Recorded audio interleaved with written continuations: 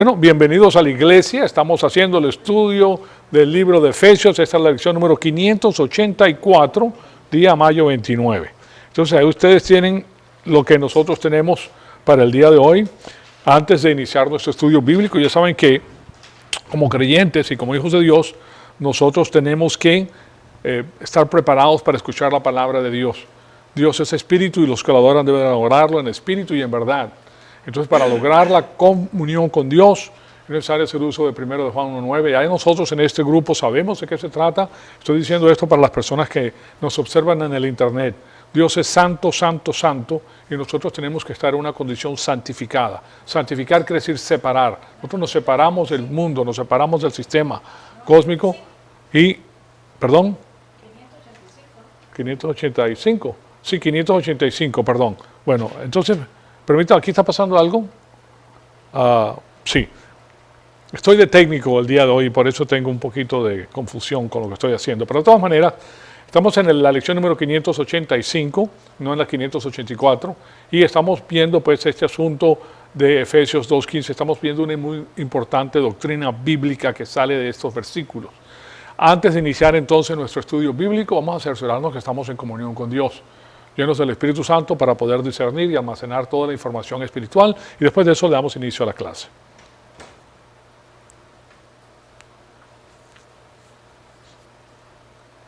Amado Padre, en conjunto te damos las gracias por este enorme privilegio que nos das de permitirnos atesorar tu poderosa palabra en nuestros corazones. Te pedimos que el Espíritu Santo nos siga retando, Señor amado, para seguir creciendo y para conocer todo el concepto, todo este plan que tienes para nuestra vida individualmente, para la gloria y la honra de tu Hijo amado, nuestro Señor Jesucristo. En ese nombre te lo pedimos. Amén. Bien, permíteme ponerles en la pantalla a Efesios 2:15-20. Efesios 2:15-20 nos dice: aboliendo en su carne la enemistad, la ley de los mandamientos expresados en ordenanzas, para crear en sí mismo de los dos un nuevo hombre, estableciendo así la paz. Y dice en el versículo 16, para reconciliar con Dios a los dos en un cuerpo mediante la cruz, habiendo dado muerte en ella a la enemistad. Se está refiriendo al gentil y al judío, ¿verdad? Que antes existía una separación. Recuérdense que el judío es el que recibe lo que es la ley mosaica. Y a él se le da, al pueblo judío, se le da toda la información que debe de examinar debido a que rechazan al Mesías y rechazan su condición pues de embajadores, porque ellos eran los embajadores de Dios en la faz de la tierra. Dios para el cronómetro divino para Israel y después de su muerte, en el día de Pentecostés, 50 días más tarde, llama a la iglesia, segundo redil que tiene Dios, y a este redil se le da la información que le corresponde a la iglesia, que es la del Nuevo Testamento. La del Nuevo Testamento está anclada en el Antiguo Testamento. Todo continúa pues esta acción de Dios de divulgar su plan en la faz de la tierra. Y esto es lo que dice él, que trae al judío a celos, porque ahora es otro pueblo el que tiene esta información cuando ellos eran los únicos que la tenían anteriormente. De todas maneras, eso es lo que nos está diciendo. Y vino en el versículo 17, vino y anunció la paz a ustedes que estaban lejos y paz para los que estaban cerca. Porque por medio de él los unos y los otros tenemos nuestra entrada al Padre en un mismo espíritu. Así pues ya no son extranjeros ni advenedizos, hablando con los gentiles, sino que son conciudadanos de los santos y son de la familia de Dios. O sea que ahora en esta dispensación tenemos que tanto el judío como el gentil es familia de Dios. Es una cosa que nunca había existido anteriormente. Entonces en el versículo 20 nos dice, edificado sobre el fundamento de los apóstoles y profetas. Fíjense, los apóstoles son los nuevos y los profetas del Antiguo Testamento, siendo Cristo Jesús mismo la piedra angular. Entonces ahí tenemos nosotros el asunto tan interesante que Dios nos está dejando saber a nosotros por medio del apóstol Pablo. Esto nos condujo a nosotros a esta importante doctrina de la expiación ilimitada, por medio de la cual todos los seres humanos ahora están libres para entrar al plan de Dios mediante la fe en el Señor Jesucristo. Entonces, cuando habla de expiación, cosa que se le enseña al judío, ustedes pueden ver aquí en la pantalla atrás de mí, ustedes pueden ver este tabernáculo. En el tabernáculo se le enseñaba al judío el asunto de la expiación de los pecados por medio de la muerte del cordero. El cordero moría, era degollado, y después de eso él perdía su sangre era puesta en un recipiente, el resto del cordero era puesto arriba de este altar, y la sangre del cordero era rociada en los cuernos del altar, cosa que hablaba específicamente de la venida del Mesías a la faz de la tierra, del Cordero de Dios que quita el pecado del mundo. Entonces, lo que estamos haciendo es, ahora enfocando, vamos a entrar directamente a la doctrina de la expiación para que sepan ustedes, y ya esta la hemos visto anteriormente, quiero que sepan. Hace unos 4 o 5 años tocamos esta doctrina, pero quiero volvérselas a dar porque pasa a ser parte fundamental de lo que es la vida cristiana. Entonces, en el Antiguo Testamento, la propiciación era representada a través del verbo hebreo kafar, y quiere decir expiar, reconciliar, cubrir, pasar por alto o satisfacer ofreciendo un sustituto. Claro está, el sustituto ya sabemos que es el Señor Jesucristo. Y kofer es un nombre que significa redención. O sea, tenemos kafar, kofer y el otro nombre es kifur. Kifur es un nombre que significa propiciar. Entonces tenemos 3 nombres, kafar, kofer y kifur, ¿verdad? Y ahora tenemos un nombre adicional que es kaforet. Kaforet es una palabra que se utiliza para describir el lugar de propiciación o propiciatorio, que viene siendo este lugar santo. El kaforet es el arca del pacto. Y entonces la sangre del sacrificio del animal cubría el kaforet, ¿verdad? Donde se echaba la sangre, satisfaciendo de esa manera a Dios, y de esa forma representaba a la propiciación. Entonces estos sacrificios animales que se hacían, se utilizaba su sangre para cubrir el pecado y la comunicación de la obra redentora del Mesías en la cruz antes de que ocurriera históricamente. Esto es lo que se enseñaba al pueblo, que el Mesías iba a venir, que era el Cordero de Dios, y sabía que era Dios y sabía que era hombre, hijo de Dios. Y esto eran las sombras que apuntaban entonces a la cruz. Y lo que hice la semana pasada fue entrar a Hebreos 9, del 1 al 28, y ahí nos quedamos la clase entera, enseñándoles a ustedes cómo este libro que fue escrito en el Nuevo Testamento habla específicamente de todas las cosas que esto enseñaba. Entonces ahora de ahí sacamos nosotros toda esta información que es tan importante para nosotros. Aún los judíos sabían que la expiación se aplicaba a todos los miembros de la raza humana, a todos, no solamente al judío. Lo que pasa es que el judío tenía el privilegio de recibir la información primero que todos. Entonces, la expiación en el Antiguo Testamento se refiere al uso de los sacrificios animales para representar la obra redentora de Cristo en la cruz. Esa es la obra de expiación del Mesías. La expiación en el Nuevo Testamento se refiere a la obra efectiva del Mesías, que es la propiciación, la redención, reconciliación, la imputación y la justificación. Ocurren 4 cosas simultáneamente en el cuerpo de Cristo cuando Él se ofrece. Entonces la sangre se utiliza para indicar la obra completa. Toma estos 4 puntos importantes y la sangre habla de todo esto completo. Y claro está, nosotros sabemos que en el Antiguo Testamento se habla de la sangre como de la vida. Derramar sangre quiere decir quitar vida, quitar una vida. Y derramar sangre, en este caso, habla de la muerte espiritual de nuestro Señor Jesucristo en la cruz. Nuestro Señor Jesucristo murió 2 veces en la cruz. Murió espiritualmente por los pecados del mundo y después de haber terminado su obra entregó su vida. O sea, Él muere físicamente para entonces recoger de nuevo ese cuerpo porque Él no sufre corrupción. Él es el único que no sufre corrupción porque Él no cometió pecado. O sea, Él no podía pasar por esa corrupción. Entonces, una vez al año, en el día de la expiación, que es el famoso día de Yom Kippur, que se celebra hasta el día de hoy, pues en las fiestas judías, se hacía un sacrificio de un animal en el altar de bronce, fuera del templo, en la corte del templo. Y el altar de bronce representaba la cruz, y aquí tienen ustedes el altar de bronce, ¿verdad?, donde se hacían los sacrificios, y aquí el sacerdote tomaba la sangre del animal en una vasija y la llevaba al lugar santísimo una vez al año, y ahí es donde hacía la propiciación cuando se rociaba la sangre sobre la parte de arriba del propiciatorio o trono de misericordia. Tiene ese otro nombre, es el trono de la misericordia. Básicamente entraba con un hisopo y en la parte de arriba, yo lo que quiero que entiendan es lo siguiente, que no sé si se pueden percatar de esto en la pantalla, pero aquí está el propiciatorio, ¿verdad? Y la tapa de arriba era hecha de puro oro, tenía 2 querubines, uno hablaba de la rectitud y el otro de la justicia de Dios, y era aquí donde se rociaba la sangre del cordero.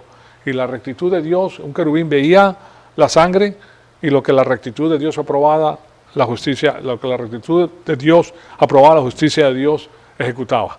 Entonces era aprobada la obra redentora del Señor Jesucristo de esa forma, pero en realidad todavía no había sucedido el hecho de que Él muriera en la cruz. O sea que era una una analogía representativa, si la podemos poner de esa manera. Entonces, aquí sobre el arca estaba el trono y sus costados tenía estos querubines que representaban la santidad de Dios. O sea que ustedes saben que Dios es santo, Él no se mezcla con nadie porque Él es santo y separado de todo, y Él es especial. Entonces un querubín representaba la rectitud de Dios y el otro representaba la justicia de Dios. Y los dos querubines miraban hacia abajo, hacia la sangre. Tenían la mirada de esta manera, fueron diseñados por medio del Espíritu Santo, de paso. El Espíritu Santo le dio ese don a los artesanos para que ellos pudieran hacer esa obra y la tallaran de esa manera para hacer estas enseñanzas. Entonces los dos querubines miraban hacia abajo, hacia el propiciatorio, y quedaban satisfechos con el sacrificio que había hecho el Señor en forma pues de la sangre del cordero sin mancha. Y los corderos que eran presentados eran corderos sin mancha, de 1 año. Tenían que vivir en la casa de la persona que lo tenía. Eso es algo muy importante, o sea, se encariñaban con el corderito, al año ese corderito era sacrificado. Entonces esto representaba la doctrina de la propiciación. El Padre queda propiciado con la sangre del cordero. O sea que su justicia perfecta queda propiciada porque hay un pago que es equivalente a su justicia. Y esto representa la doctrina de la propiciación. O como Dios Padre quedaba pues satisfecho con la obra del Hijo en la cruz. Así pues que en Romanos 3:25 lo que tenemos es que Jesucristo es llamado el propiciatorio. Y eso es lo que le quiero poner aquí en la pantalla. Ustedes pueden ver ahí en estos momentos que en Romanos 3:25 dice, como demostración de su justicia, Dios le ha puesto a él como propiciatorio. Esa misma palabra propiciatorio en el griego es hilasterion, ¿verdad? Hilasterion, pero la palabra en el hebreo es ese famoso kafore, ¿okay? Pero es hilasterion en el griego y es el lugar donde los pecados son perdonados, en el propiciatorio, por la fe en su sangre, por la fe en el Cordero, en la sangre del Cordero, a causa del perdón de los pecados pasados en la paciencia de Dios. Ahí tienen ustedes entonces que estas formas en las que se enseñaban eran muy sucintas. Las personas entendían por medio de estos sacrificios lo que iba a pasar posteriormente. Entonces, y quiero que sepan que todos los judíos sabían esto, todos. Posteriormente, después del destierro, cuando regresan estos hombres del destierro, pues no tenían ya la cantidad de información que tenían anteriormente porque era puesta en el templo y el templo había sido destruido, ellos habían sido llevados a la deportación babilónica y llegan pues ahora con unas enseñanzas que trataban de cubrir el pecado que había pasado anteriormente y pusieron una serie de leyes adicionales que mantenían a la gente alejada de la verdad. Ellos lo hacían con un deseo bueno de que la gente no pecara, pero no era lo que Dios estaba diciendo. Es lo mismo que sucede, por ejemplo, en las iglesias bautistas. En las iglesias bautistas le dicen a la gente que es un pecado tomar. Tú no puedes tomar porque es un pecado, y lo hacen con el mejor deseo de que la persona se aleje del trago para que no se emborrache. Pero eso no es lo que dice la Biblia. Lo que dice la Biblia no es que no debes tomar, es que no te debes emborrachar.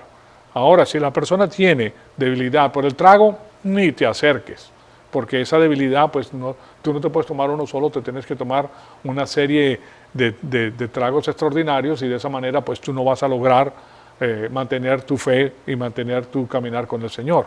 Entonces ese asunto de no tomar, que se utiliza pues en la iglesia bautista, no es bíblico, no es bíblico.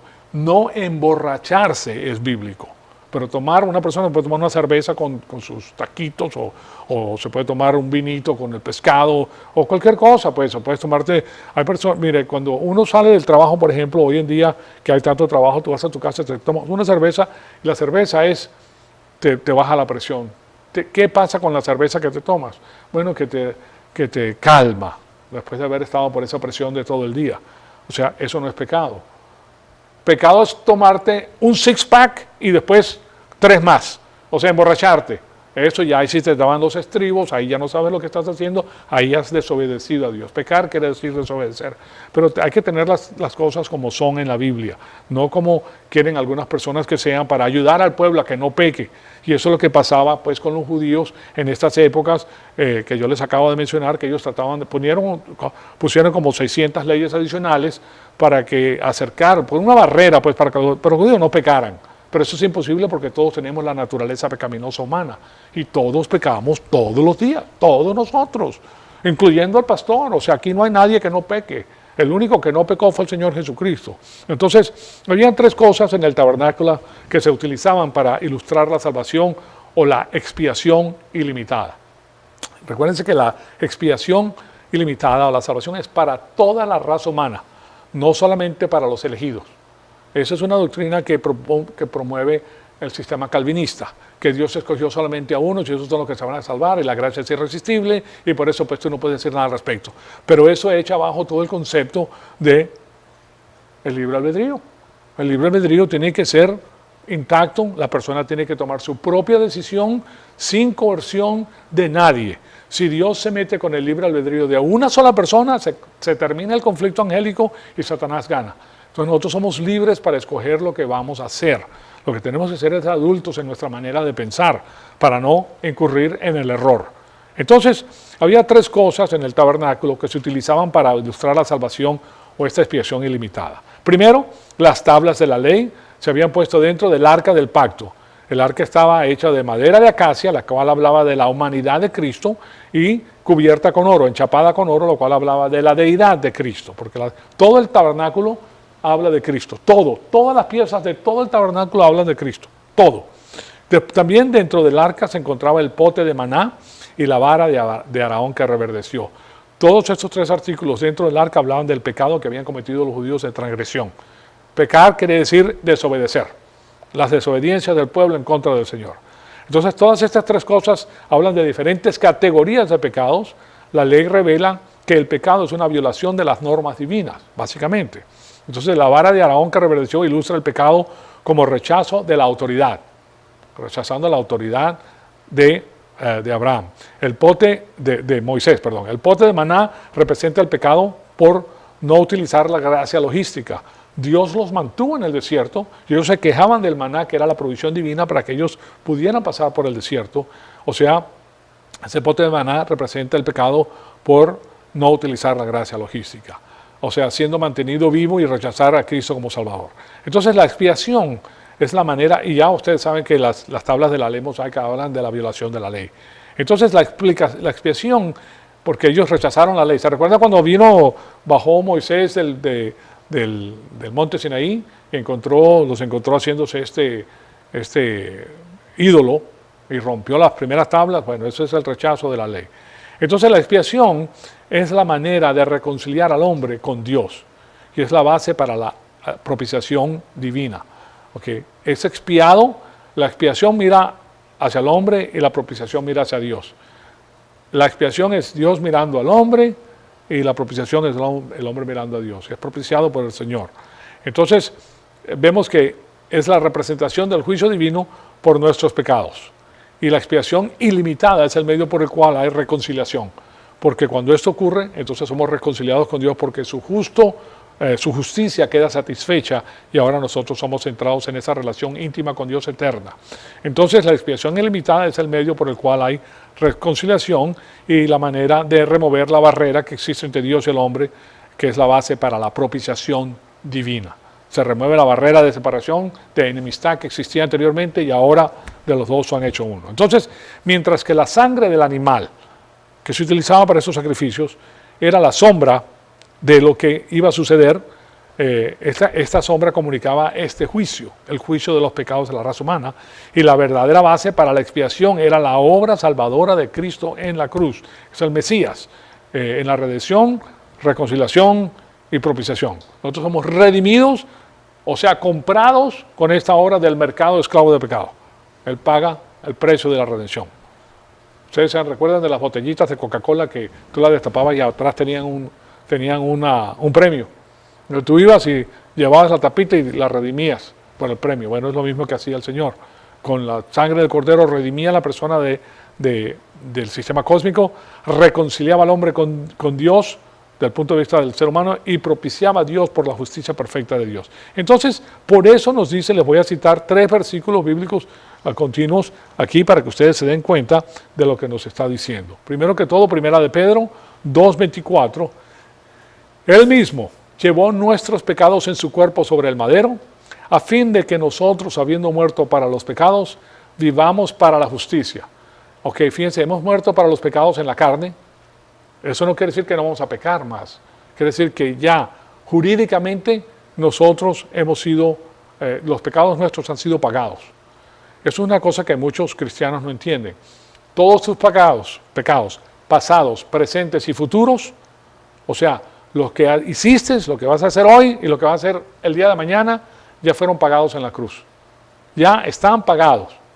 Lo que pasa es que existe un tipo de remordimiento con la persona cuando peca, especialmente después que crece espiritualmente, porque sabe que ama a Dios y no quiere pecar, quiere obedecer al Padre, pero es una lucha, que a la larga pierde, porque la presión es mucha, y pierde y peca. Claro está, por eso existe la confesión de los pecados, para que reanudes tu caminar con el Señor. Pero hay batallas que vas a perder, pero la guerra ya la ganaste. Pero eso de ganar una guerra no significa que hay batallas que no pierdes. ¿Okay? Pero lo que pasa es que nosotros sí tenemos la provisión divina para poder llegar al objetivo. Entonces, por eso nos dice sobre el madero, a fin de que nosotros, habiendo muerto para los pecados, vivamos para la justicia. Jesucristo es el justo y el que justifica, y es la justicia de Dios la que se nos presenta a nosotros. Y después dice, por sus heridas han sido sanados. Entonces ya nosotros hemos sido llevados al Señor, y esto es algo muy importante. Y después en 1 Corintios 11:24 nos dice, habiendo dado gracias, partió el pan y dijo, tomen y coman, este es mi cuerpo, que por ustedes es partido. O sea, está haciendo una analogía de su cuerpo. Analogía. No es que lo que hacen en la Iglesia Católica es que dicen que la hostia es el cuerpo real de Cristo y la copa es la sangre real de Cristo. No, es una analogía de lo que hizo, es un recordatorio de lo que ocurrió. Pues tú no puedes sujetar a Cristo a vituperio de nuevo, no lo puedes mandar de nuevo a ser crucificado, no se puede, es una vez por siempre, no como los sacerdotes del Antiguo Testamento que entraban una vez al año a hacer ese tipo de cosas. Entonces dice, hagan esto en memoria de mí, o sea que es un recordatorio de estas cosas. Y después tenemos en 2 Corintios 5:21, al que no conoció pecado, este es el Mesías, el Cordero de Dios, que quita el pecado del mundo. Jesucristo no tuvo pecado porque Jesucristo nació virginalmente. ¿Okay? Es importante que la Virgen María hubiera sido virgen, ella no tuvo cópula con hombre. Lo que ella engendra, lo engendra por medio del Espíritu Santo. Las mujeres ovulan una vez al mes y a través del cuerpo polar y meiosis, el óvulo que tienen ellas pierde 23 cromosomas y queda preparado para recibir en el día de la ovulación los 23 cromosomas del hombre a través de su semilla, que es el espermatozoide. Esperma quiere decir semilla. Entonces, cuando se unen, hay 46 cromosomas y se forma un niño o una niña. Entonces, ella propone los 23 cromosomas y el Espíritu Santo prepara 23 cromosomas perfectos de Dios y se los imputa a la Virgen María, y de ahí viene el Señor Jesucristo. Nace espiritualmente vivo, con alma, con cuerpo y con espíritu. No como nosotros. Nosotros tenemos la naturaleza pecaminosa porque nuestro padre es humano y viene de Adán, y el pecado se transmite a través de la semilla del hombre.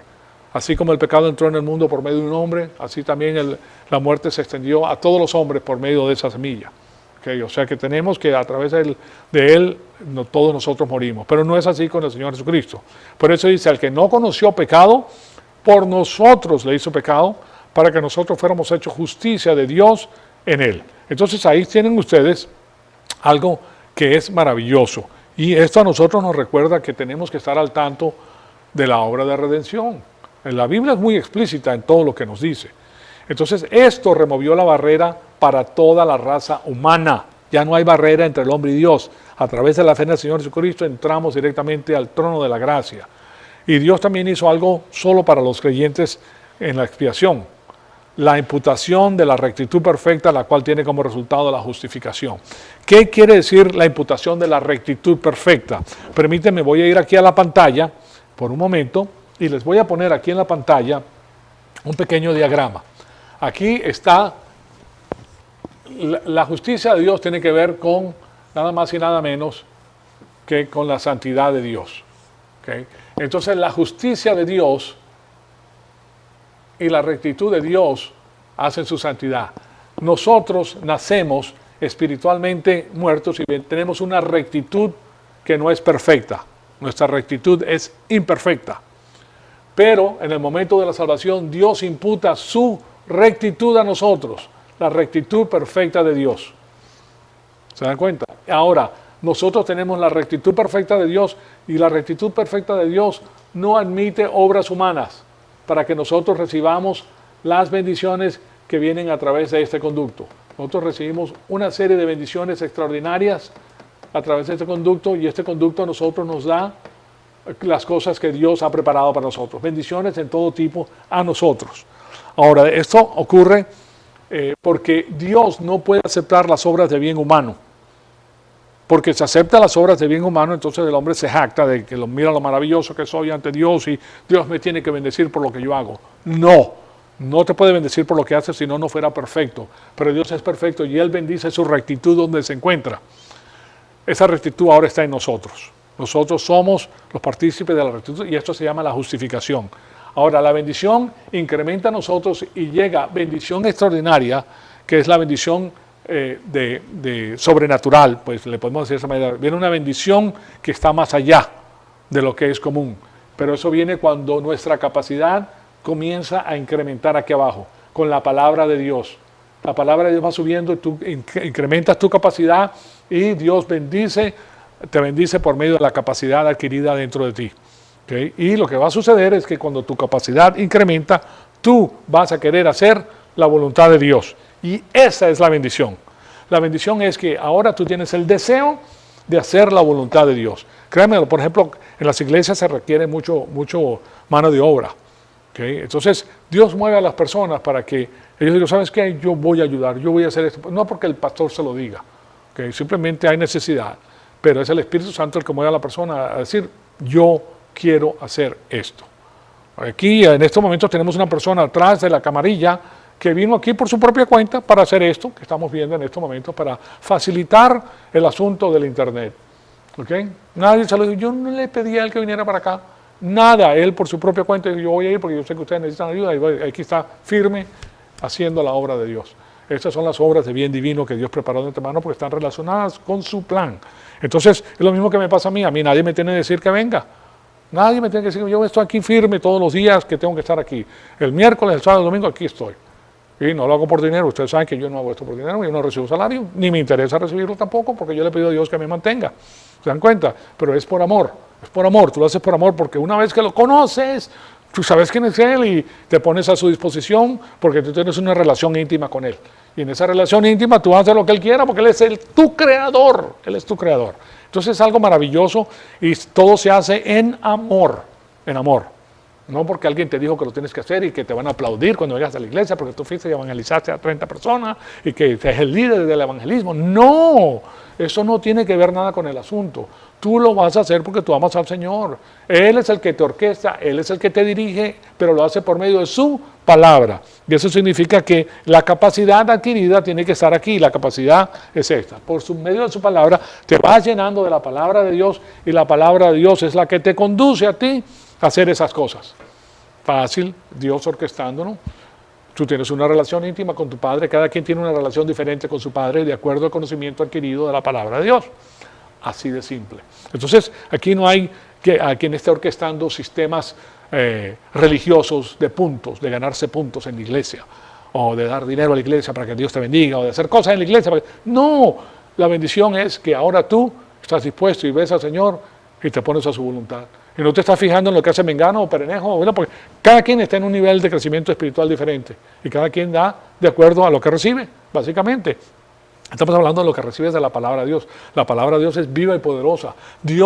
La palabra de Dios es invisible Y Dios hizo lo que se ve de lo que no se veía. Y ahora nosotros tenemos la palabra invisible de Dios que nos mueve a nosotros. Nos mueve y nos conmueve y vemos la felicidad que solamente puede venir del Todopoderoso. Entonces tenemos algo completamente diferente. Entonces la imputación de todos los pecados a Cristo solo es posible debido a que cuando el hombre nace en el mundo y recibe la imputación de la vida humana, simultáneamente recibe la imputación del pecado original de Adán como base para su condenación. Les quiero enseñar eso también en lo que es, porque aquí tenemos la rectitud perfecta imputada por Dios. Entonces, ahora permítanme enseñarles el asunto de que el hombre recibe la imputación divina. Y ustedes saben que yo no soy muy buen pintor, pero vamos a hacer lo posible. Aquí les voy a enseñar a ustedes algo que es muy interesante. Aquí en esta parte de aquí. Esto, lo van a creer o no lo van a creer, pero esto es un bebé recién nacido. La parte humana representa la vida biológica. La vida biológica. Después Dios le da la vida del alma, que es la verdadera persona. En el momento de nacimiento Dios imputa la vida del alma a este bebé, a la vida biológica. Y de aquí ahora sale la vida humana. O sea que la vida humana tiene que tener la vida biológica, que es la casa donde va a recibir la persona, el alma, que es la verdadera persona, porque tiene que tener un lugar donde residir, y ahí tienen ustedes la vida humana, que es la que protege la palabra de Dios hasta el fin. La vida humana, ustedes ya hemos hecho el estudio de lo que es hemos hecho el estudio de lo que es los 10 mandamientos en la ley mosaica y cómo los 10 mandamientos protegen la vida humana. Ese es el epicentro de los 10 mandamientos. Entonces, tenemos algo que es sumamente importante que tenemos que ver. Esta imputación, en el momento del nacimiento, cuando este bebé está creciendo dentro de la matriz de la mamá, tiene genéticamente imputado en él la naturaleza pecaminosa humana, con los 23 cromosomas del padre. ¿Okay? Los cromosomas del padre tienen el pecado original. O sea que la semilla del hombre, ¿okay?, tiene 23 cromosomas que tienen el pecado original de Adán. ¿Okay? Y esa es la naturaleza pecaminosa humana. Entonces, esa naturaleza pecaminosa humana, cuando se une con el óvulo de la mujer, tiene todo. Nosotros somos pecaminosos desde el nacimiento. En el momento que nace, Dios imputa al hombre el pecado original de Adán. En el mismo momento que le imputa la vida. Entonces el pecado original de Adán nos hace nacer a nosotros espiritualmente muertos. Solamente con alma y con cuerpo. Ahora, el alma en el griego es psuke. Está la palabra psuke, que se pronuncia psique en español. Y también en los Estados Unidos lo están haciendo. Y el cuerpo es soma. La palabra es soma. Soma y psuke.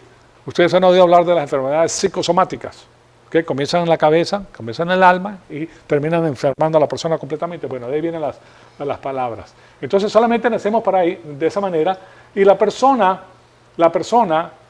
que no ha nacido espiritualmente se le conoce en la Biblia como psúquicos. Entonces aquí tienen la misma palabra, psúquicos, y aquí está la palabra en el español, psíquicos. Ahí está la palabra, psíquicos.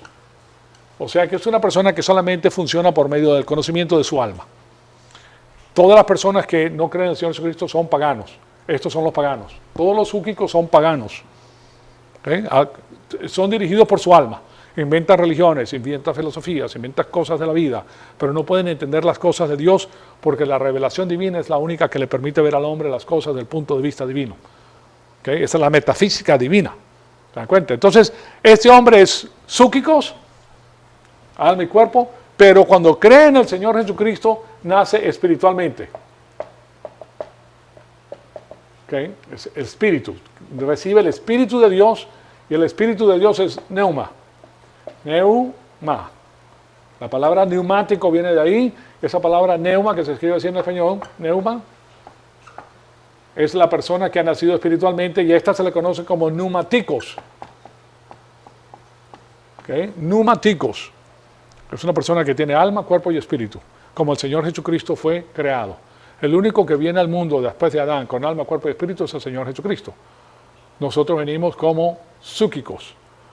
¿Okay? Entonces, el espiritual en la Biblia se le conoce como pneumáticos, el que tiene alma nada más se le conoce como psíquicos, y el que practica pecado pues utiliza el soma.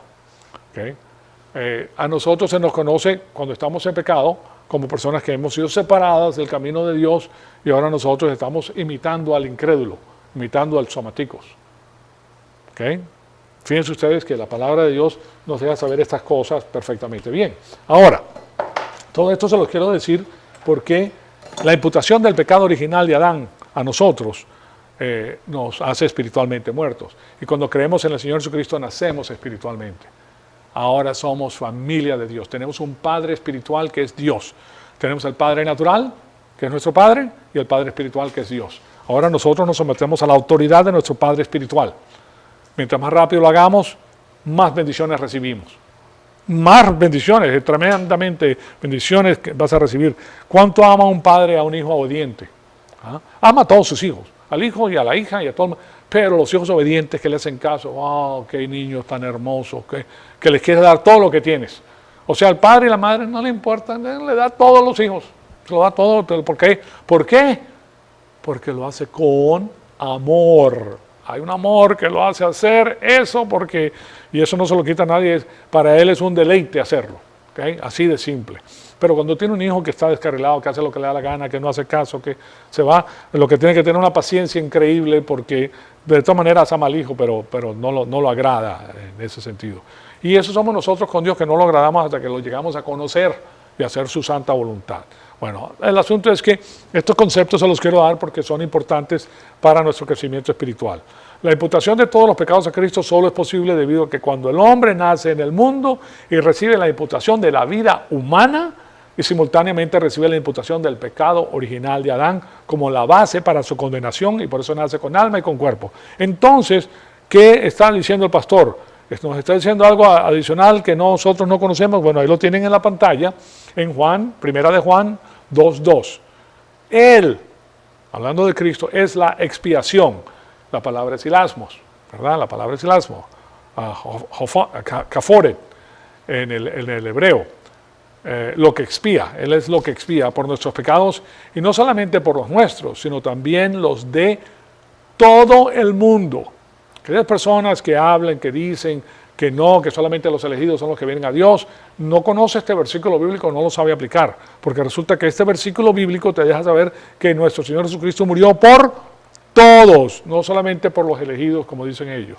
Entonces la expiación incluye el sacrificio eficaz, la redención y la propiciación.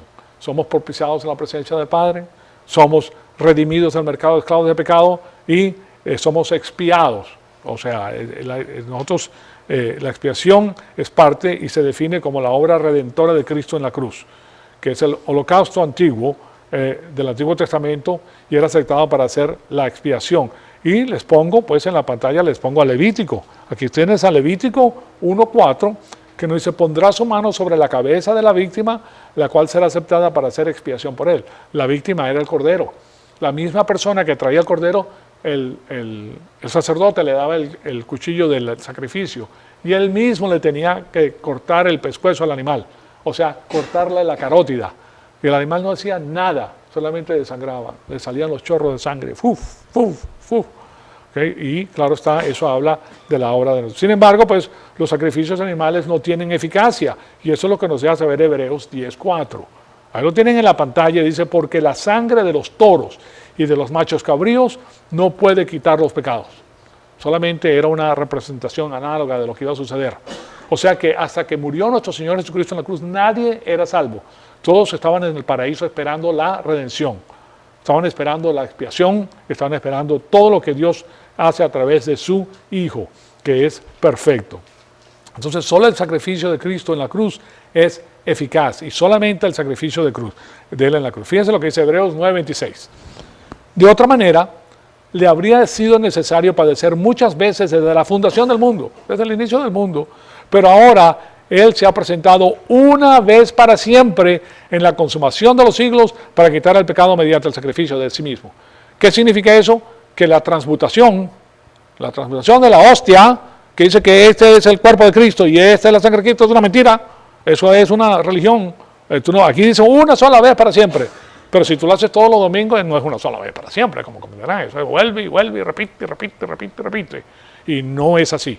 Ahí tienen ustedes que es una vez para siempre y nos lo está diciendo, pero muy claramente. Y después de eso, nos damos cuenta que en Hebreos 10, en los próximos versículos que les doy, dice lo siguiente, Hebreos 10, 5 al 10. Por lo tanto, entrando en el mundo, él dice, sacrificio y ofrenda no quisiste, pero me preparaste un cuerpo. Holocaustos y sacrificios por el pecado no te agradaron. ¿Oyeron eso? Aquellas personas que se dan azotes en la espalda, que ustedes los han visto, o que caminan de rodillas por las calles, o que salen dándose golpes en la calle, ¿verdad? Haciendo sacrificio por Dios, o no comen por una semana, haciendo sacrificio. Dios no le interesa nada de eso. No te pongas a hacer babosadas y tonterías de esas porque no conoces la palabra de Dios. Porque si vas a Hebreos te das cuenta que Él nos está diciendo, holocaustos y sacrificios por el pecado no te agradaron. El único que le interesa, el único sacrificio que le interesa al Padre es el perfecto sacrificio de su Hijo amado. Porque tiene que ser Dios, es santo, santo, santo y perfecto. Y solamente el perfecto sacrificio de su Hijo le agradó a Él. Nadie más puede hacerlo, ninguno de nosotros. Entonces, y por eso dijo, heme aquí para hacer, oh Dios, tu voluntad, como en el rollo del libro está escrito de mí, porque tiene que cumplir la escritura. Recuérdense, todo está anclado en el Antiguo Testamento. Entonces, como está escrito de mí, habiendo dicho arriba, sacrificios y ofrendas y holocaustos por el pecado no quisiste, ni te agradaron, cosa que se ofrecen según la ley. Luego dijo, heme aquí para hacer tu voluntad. Él quita lo primero para establecer lo segundo. Él quita para hacer tu voluntad. ¿Se dan cuenta de lo que está haciendo nuestro Señor Jesucristo? Él está haciendo la voluntad de Dios. Ahora nosotros vamos a hacer la voluntad de Cristo. No la vamos a hacer en su totalidad, porque nosotros somos canijos, somos pecadores y nosotros nos desviamos, pero vamos a querer hacer lo máximo. ¿Okay? Fíjense, porque a medida que nosotros vamos conociendo, el incremento o la velocidad con la cual nosotros pecamos disminuye. Pero pecar vamos. Nosotros vamos a pecar. No van a creer que son cuerpos gloriosos. ¿Cuándo vas a dejar de pecar? Cuando te mueras. Cuando salgas del cuerpo que tiene la carne. Pero antes no. Entonces no estés tratando de ser santurrón. ¿Okay? Eso es lo que estoy diciendo. Tú esto no lo haces por la voluntad de la carne. No. Tú lo haces por el conocimiento de Dios. Y no vas a lograr ganar siempre la batalla. Y eso te hace saber que Cristo es justo, es santo y es fiel. Porque tú vas a ser infiel, pero Él permanece fiel, pues no se puede negar a sí mismo. ¿Se dan cuenta? Entonces es algo maravilloso que te quita de arriba las ínfulas de que soy mejor que fulano y me engano porque yo, incluso desde que estoy en la palabra, me ha cambiado la voz. Y estos pecadores que están aquí, ay, pobrecito de ellos. No, Señor, ¿quién eres tú para decir esas cosas y hablar de esa manera? Eres un hipócrita, como le dijo nuestro Señor Jesucristo a los fariseos. Eres un fariseo. Estás diciendo que eres mejor que la demás, no lo eres. Entonces, dijo en el versículo 9, dice, heme aquí para hacer tu voluntad, y Él quita lo primero para establecer lo segundo. Versículo 10, es en esa voluntad que somos santificados, separados. Santificar quiere decir separar, mediante la ofrenda del cuerpo de Jesucristo, del Mesías Hamashiach, ¿verdad? De Él, del Hijo de Dios, hecho una vez para siempre. No tienes que agregarle nada, nadie le puede agregar nada a la salvación, señores y señores. Nosotros no calificamos para agregarle absolutamente nada a la obra de salvación del Señor Jesucristo en la cruz. Nada. No pongas a agregarle nada que voy a ayudar a Dios. Es como decir, voy a bajarme del avión que está a 600 millas por hora y lo voy a empujar. Así es una estupidez mental pensar que tú vas a ayudar al Señor a hacer la obra. Él no necesita. Entonces, así pues que la expiación es la reconciliación entre Dios y el hombre. A eso es lo que tenemos. Cuando Él expía, Él reconcilia al hombre con Dios. Y es lograda por el sacrificio eficaz de nuestro Señor Jesucristo en la cruz. De ahí que la expiación ilimitada y la propiciación remueven la barrera entre Dios y el hombre. No más barrera. Fíjense ustedes, para que cada persona en la raza humana pueda tener la salvación eterna. ¿Quién hizo la obra? El Señor Jesucristo. ¿Quién recibe la obra? Los que creemos en el Señor Jesucristo. ¿Quién recibe la salvación? Los que creen en la obra del Cordero. Si tú te tratas de justificar ante los ojos de Dios por tus propias obras, vas al infierno. No puedes hacerlo porque tú no calificas. Para calificar tienes que nacer sin pecado original y no puedes pecar. Y cuenta las veces que has pecado Y cuenta, porque tú sabes que tienes una naturaleza pecaminosa que te incita a hacer cosas que son tremendas, ¿verdad? Tú no calificas. No calificas en virtud de su nacimiento, ni calificas en virtud de tu caminar. Tú no eres el Cordero sin mancha de nacimiento y sin contaminación con el mundo. Solamente Él califica para ir a la cruz y pagar por nuestros pecados, y nosotros dependemos de esa obra para tener la vida eterna. Bendito sea el Señor y Dios Todopoderoso, que nos da a nosotros la gran salvación.